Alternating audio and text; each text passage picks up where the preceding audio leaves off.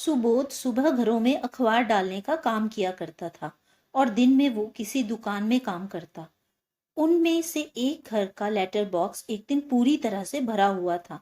इसलिए सुबोध ने जब ऐसा देखा तो उसने उनके घर का दरवाजा खटखटाया। एक बहुत ही बुजुर्ग व्यक्ति ने दरवाजा खोला। सुबोध ने उनसे कहा, सर, आपका लेटर बॉक्स पूरी तरह से भरा हुआ है। उन्होंने जवाब दिया, मैंने जानबूझकर ही ऐसा किया है। फिर वो मुस्कुराए और सुबोध से अपनी बात जारी रखते हुए बोले, मुझे आपसे बात करनी है। सुबोध ने कहा, जी कहिए, क्या बात करनी है आपको? बुजुर्ग ने कहा, मैं चाहता हूं कि आप हर रोज जब मुझे अखबार दें तो उस समय कृपया आप दरवाजा खटखटाएं या घंटी बजाएं।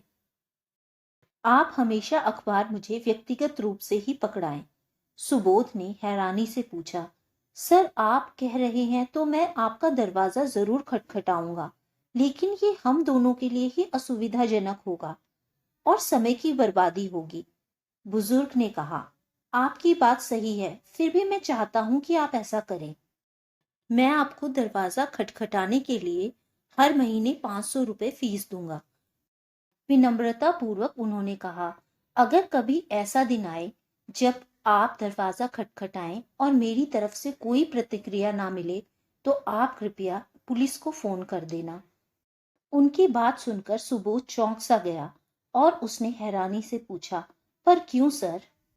बुजुर्ग ने जवाब दिया, मेरी पत्नी का निधन हो गया है और मेरा बेटा मुंबई में अपने परिवार के साथ रहता है और मैं यहाँ अकेला रहता हूँ।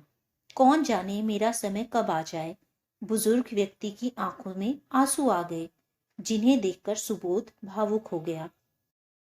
बुजुर्ग ने कहा, बेटा, मेरी आंखें बहुत कमजोर हैं, इसलिए मैं अखबार नहीं पढ़ता।